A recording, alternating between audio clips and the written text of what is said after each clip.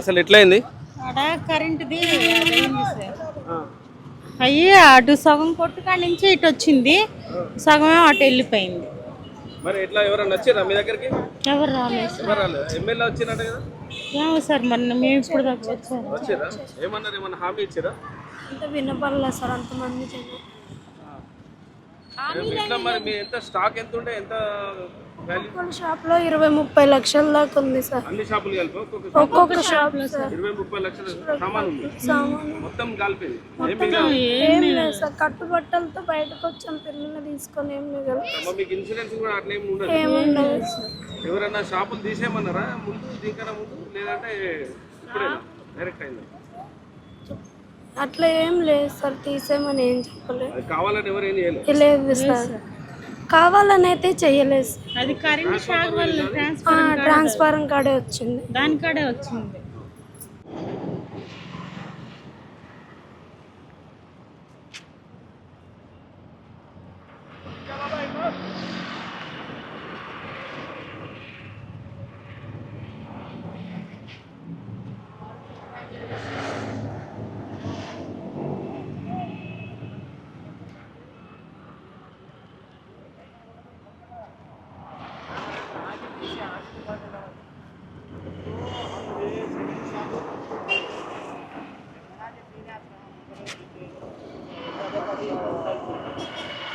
ఎట్లయిందమ్మా? Transformer పేలింది. ఎక్కడ ఆకోసకి? ఆ చివరి పేలితే అక్కడి నుంచి కరెంటు షాక్ కొట్టుకుంటా సిలిండర్లు పేలి ఇదంతా తగలబడింది. ఎట్లా అమ్మా మరి? ఎవరన్నా మరి వచ్చిరా? ఎమ్మెల్యే వచ్చాడు. ఎమ్మెల్యే వచ్చిరా? ఏమన్నారు? ఏమన్నా హామీ ఇచ్చిరా? ఏమో మగవాళ్ళు మాట్లాడారు, మాకేం తెలుసు. ఓకే, ఎవరు మాట్లాడారమ్మా? మా వాళ్ళు ఉన్నారు ఇక్కడ? బయటికి వెళ్ళారు సార్, బయటికి వెళ్ళారు, అయితే వచ్చారు. ఫస్ట్ ఎవరు చూసారు? ఎవరంటే ఆ స్టార్టింగ్ షాప్ వాళ్ళు చూశారు, చూసి బయటకు వచ్చేసారు, రోడ్డు మీదకి వచ్చేసారు. ఇంకా అదేంటంటే గాలి అనేది బ్యాక్ సైడ్ వచ్చేసింది. వచ్చేసరికి ఒక 20 minutes 30 minutes ఇదంతా. కానీ మరి అక్కడ నుంచి ఇక్కడ అంటుకునే వారికి ఎవరు ఫోన్ చేయలేదు? ఎవరు అంటే చేయలేదంటే ఎవరు ప్రాణాల కోసం వాళ్ళు పరిగెత్తారు అటు ఇటు. సిలిండర్లు వెళ్ళాయంట.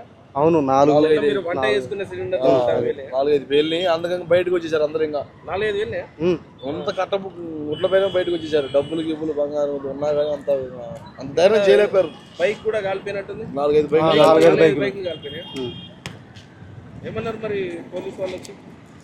పోలీసులు అయితే ప్రస్తుతానికి ఎంత నష్టం వచ్చింది ఏంది ఎవరు డీటెయిల్స్ అని చెప్పి తీసుకున్నారు. ఎంత నష్టం వచ్చింది మరి?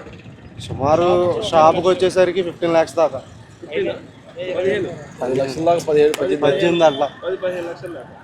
ఈ వైర్లన్నీ ఎట్లా తగ్గిపోయినాయి మొత్తం? ఈ వైర్లు షార్ట్ సర్క్యూట్ అయింది కదా, అక్కడ ట్రాన్స్ఫారం వెళ్ళింది కదా. అది అక్కడ మెయిన్ అక్కడ వైర్ షాప్ పడింది అన్న, కైసనర పేరు ఇక్కడ. అది ఓల్టేజ్ తట్టుకోలేక దీనికి వచ్చింది.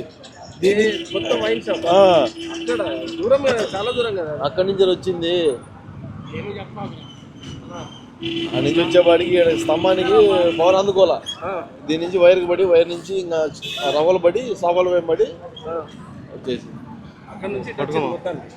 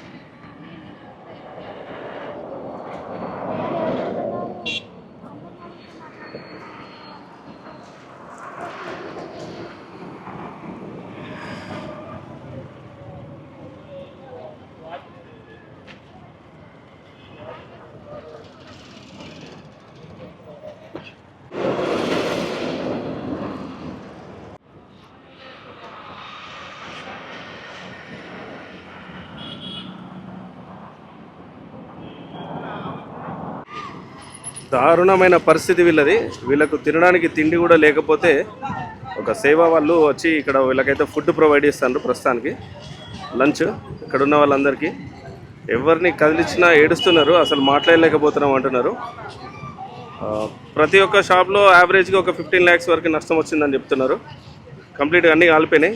అండ్ ఈ ఏరియాలో నైట్ ఎప్పుడైతే షార్ట్ సర్క్యూట్ అయిందో అప్పటి నుండి అసలు పవర్ సప్లై అనేది లేదు. కంప్లీట్గా వైర్లు దిగిపోయినాయి. ఇంకా ఇక్కడ రిపేర్ వర్క్ స్టార్ట్ అయినట్టు కూడా ఏం కనిపిస్తలేదు. ఆల్మోస్ట్ ఆల్ 12 hours దాటింది. 12 hours నుండి ఎక్కడుంది అక్కడే ఉన్నట్టుగా వదిలేసారు. జస్ట్ ఒక మంటలు మాత్రం ఆర్పేశారు. ఇంకా అక్కడక్కడ పొగలు రావడము, మంటలు ఇంకా మండుతుండడం మనం చూడొచ్చు ఇక్కడ. ఇంకా వీళ్ళ పరిస్థితి అయితే కట్టుబట్టలతో బయటకు వచ్చిందంట. వాళ్ళ బంగారం కానివ్వండి, డబ్బులు కానివ్వండి, వాళ్ళకి సంబంధించిన ఏమున్నా కాలిపోయినాయంట. జస్ట్ కట్టుబట్టలతో బయటికి వచ్చిండ్రు. బైక్స్ కాలిపోయినాయి వాళ్ళవి. చాలా వరకు చాలా రకాల నష్టం అయితే జరిగిందని చెప్తున్నారు. ప్రాణ నష్టం మాత్రం ఏం జరగలేదంట. ఇది ఇక్కడ పరిస్థితి.